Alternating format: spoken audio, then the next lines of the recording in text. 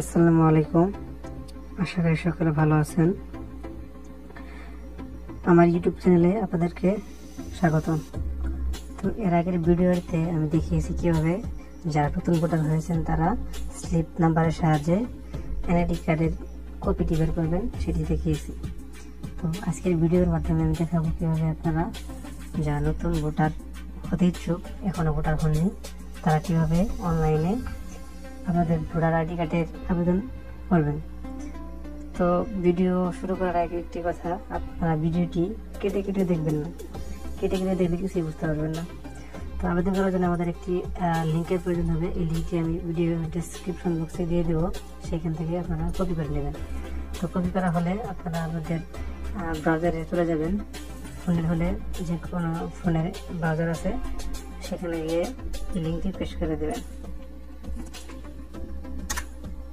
তো তারপরে এরকম একটা পেজ আসবে, সেখান থেকে আপনাদের আবেদন করবেন, এইখানে ক্লিক করবেন। তারপরে এরকম একটি ইন্টারফেস শো করবে।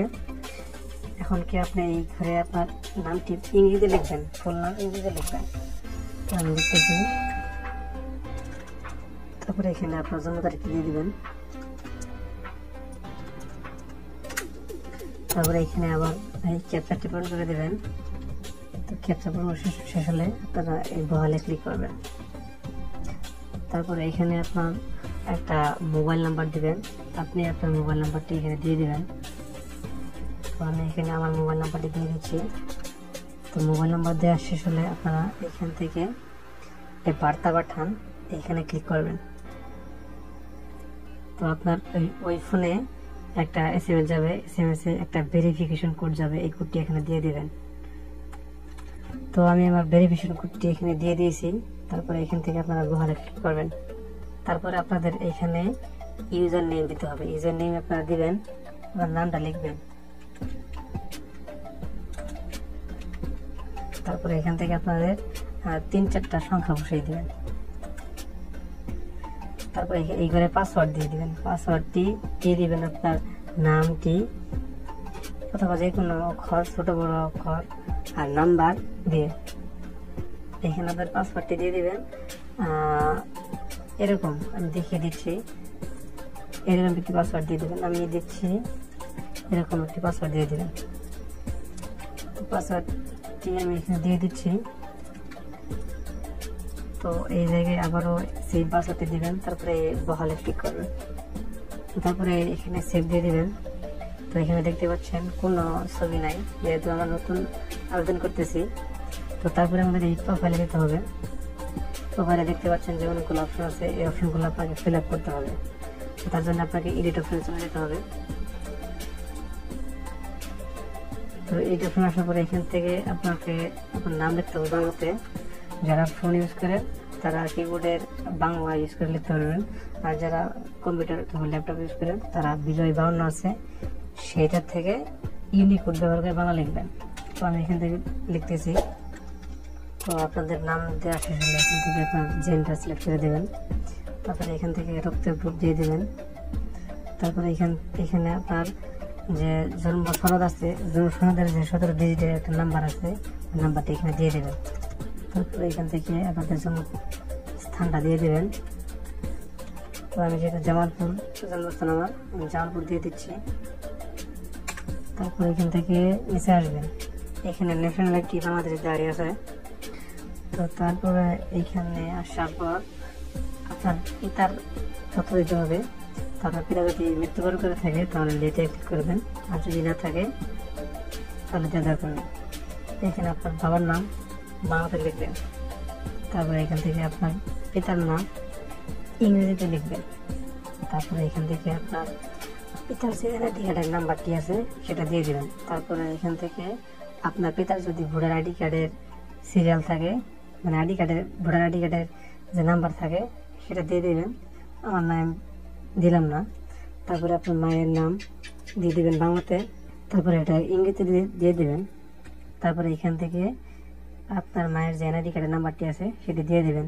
তো তারপরে এখানে আপনার যদি ছোট ভাই থাকে অথবা বোন থাকে, তার নাম, তার এনআইডি কার্ডের নাম্বারটি দিয়ে দেবেন।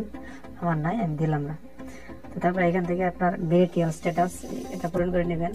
আপনার বিবাহিত হলে বিবাহিত, অবিবাহিত হলে অবিবাহিত দিয়ে দিবেন।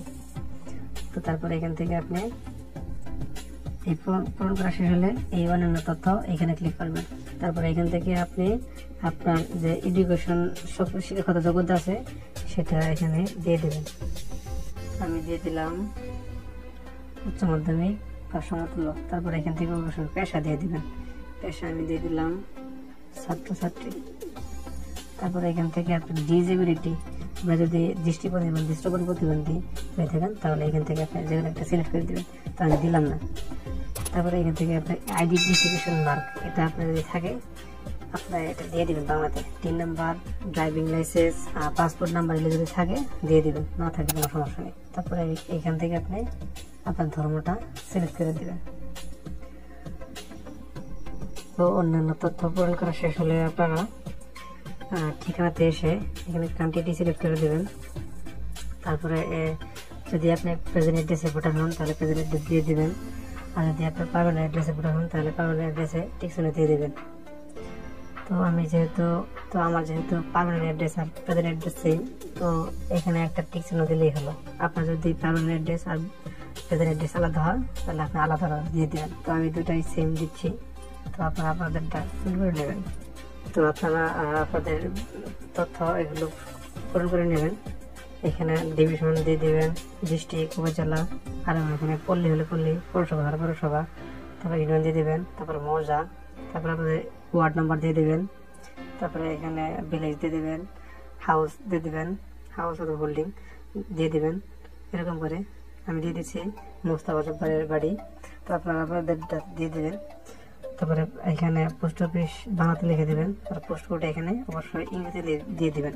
আমার পার্মানেন্ট অ্যাড্রেস আর প্রেজেন্ট অ্যাড্রেস সেম, আপনাদের আলাদা হলে আলাদা দিয়ে দেবেন। তো তারপরে আপনারা এখান থেকে পরবর্তীতে ক্লিক করবেন। তারপরে দেখতে পাচ্ছেন কাগজের প্রয়োজন নেই, মানে এখানে কোনো কাগজপত্রের প্রয়োজন নেই। তারপরে আপনারা এখান থেকে পরবর্তীতে ক্লিক করবেন। তারপরে আবার এখানে সাবমিটে ক্লিক করবেন। তো আপনারা অবশ্যই সাবমিট করার আগে সম্পূর্ণ তথ্যটি ভালোভাবে দেখে নেবেন, কারণ আপনার এখানে যদি তথ্য ভুল আসে তাহলে আপনার আইডি কার্ডেও তথ্য ভুল আসবে। তো আপনাদের ইউজার নেম আর পাসওয়ার্ডটি প্রয়োজন পড়বে।